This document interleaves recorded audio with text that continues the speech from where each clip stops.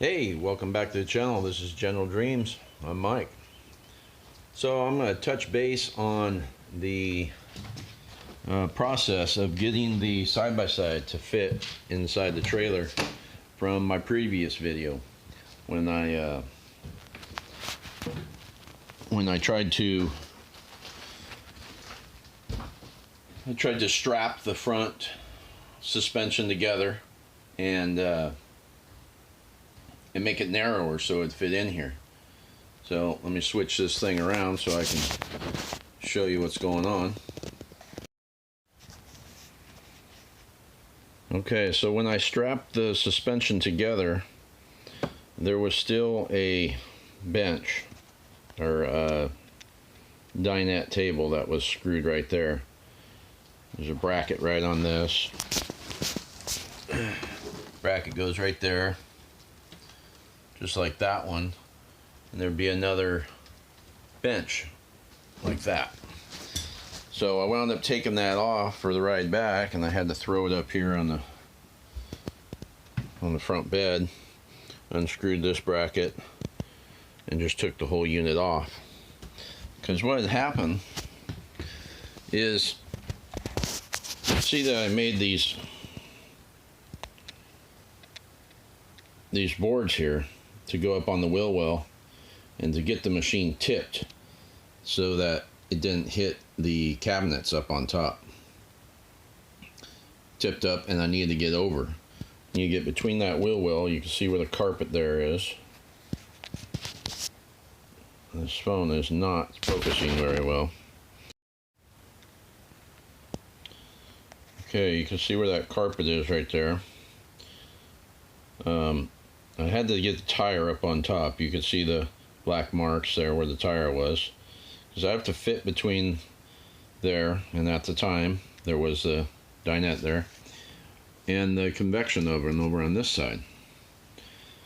So I built that little platform to lay on the top of the wheel well, and on this end it's got a little taper on it, so I would pull in part way and I'd pull up onto there and stop right about there, and then I get out and I go back and I set that block on the back so the back tire can pull up on it too, so the whole machine is tipped so that I have more even pressure on all four tires. And the reason I make a ramp that just goes all the way down this side is because I need access to these tie downs right there and right there. So if I made a ramp the entire way, it'd be pretty difficult to get to the tie downs. There's one right in there that I can't get to. That one there I was able to drill a hole, and I'm able to use that one. But I may build something full length later. One thing that I worry about with it being full length though is as soon as I come in the ramp, if I'm kicked up like that, it's going to make going up the ramp a little bit trickier. I'll wind up putting more pressure on one side of the ramp because I'll be tipped as I'm going up. So it all depends on how flat an area it is when I'm loading and unloading. So one thing that I learned is I put that thing in here. The suspension was strapped together. It was looking good. And I went from this tie down over to that tire.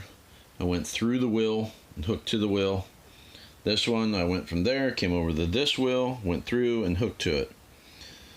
But what I done is I didn't hook in the center, or I should say I hooked on opposite ends.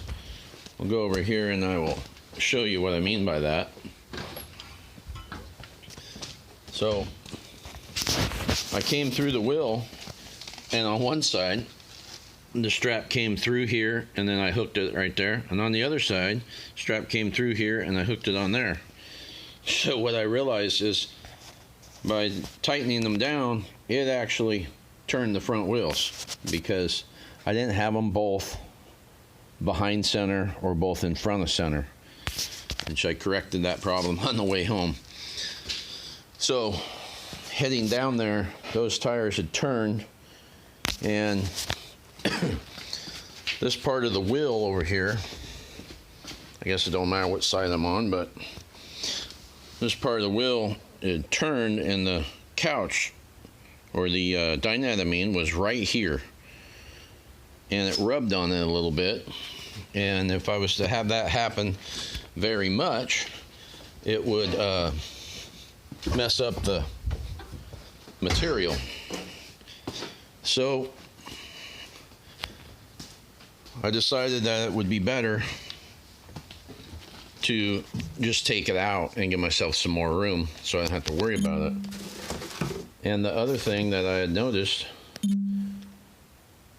oops, hit the little zoom in button on accident. The other thing that I had noticed is when I unloaded this side of the suspension, I'm assuming it's from the bouncing going down the road, it was actually up a little bit. So I don't know if there's not enough leverage on there or if the strap needed to be even tighter, but the strap was pretty tight. I don't want to risk damaging the A-arm. So I tried not strapping it for the way back. So to clear that over there and to clear this over here, it is really tough. You got to come right around that bracket right there and then turn and come in. And I think actually there's a little mark on the wall right there. It looks like the tire touched it at one point. It is really tight to fit in here because I'm a little bit too long for this particular trailer.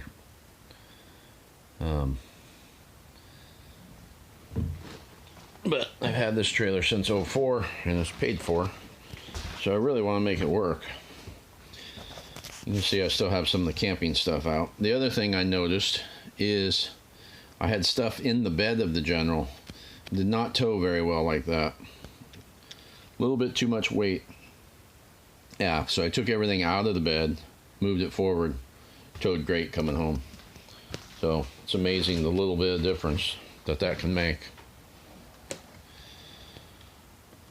So that is the update on the towing, I mean hauling, in the toy hauler when your machine does not really fit.